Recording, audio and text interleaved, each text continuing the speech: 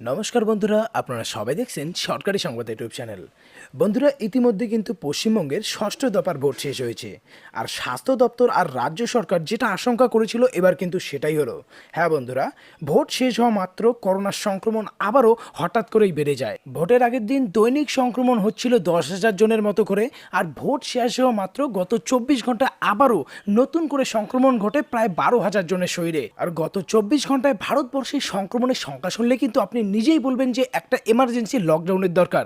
আগের দিন আমাদের দেশে সংক্রমণ ঘটে 3,14,000 জনের শরীরে, আর রাত পোহাতে না পোহাতে গত 24 ঘন্টায় নতুন করে সংক্রমণ ঘটে 3,34,000 জনের শরীরে। আর এই ভয়াবহ পরিস্থিতিতে বর্তমানে যাতে পশ্চিমবঙ্গের বাকি দুই দফার ভোটকে বন্ধ রেখে একটা সাপ্তাহিক লকডাউন ডাকা হোক, এই বিষয় নিয়ে কিন্তু একদল পর্যবেক্ষক এবং স্বাস্থ্য দপ্তরের তরফ থেকে নির্বাচন কমিশন এবং মুখ্যমন্ত্রীর কাছে আজকেই একটি চিঠি পাঠানো হয়। তো এখানে দেখুন, প্রথমেই স্পষ্ট করে বলা হয়েছে একদিনে আক্রান্ত হয়েছেন প্রায় 12,000 মানুষ।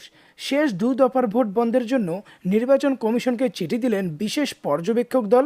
নির্বাচন কমিশনের অফিসের সামনে প্রতিবাদে ফেটে পড়লেন রাজ্যের সমস্ত ডাক্তার ও আমজনতা। আজকের ভয়ঙ্কর ঘোষণা করল নির্বাচন কমিশন। তবে কি বাংলায় ভোট গ্রহণ বন্ধ, নাকি শেষ দুই দফার ভোট একসঙ্গে ঘটবে?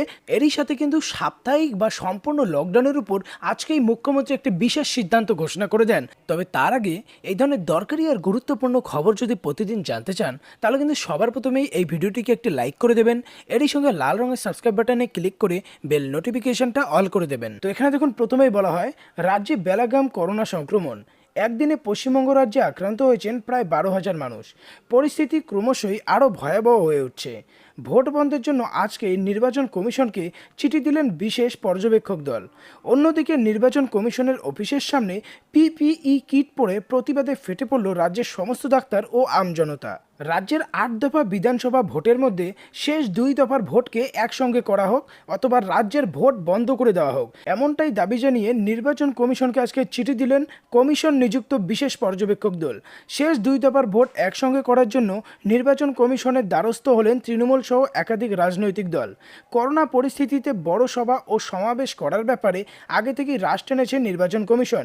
এবার দেখা যাক শেষ দুই দফার ভোট একসঙ্গে করার সিদ্ধান্ত তারা নেন কিনা। আর অপরদিকে কিন্তু মুখ্যমন্ত্রী পরিষ্কার করে জানিয়ে দেন, একবার ভোট পর্ব শেষ হলে কিন্তু আমরা আবারও সাপ্তাহিক লকডাউনের পথে হাঁটবো।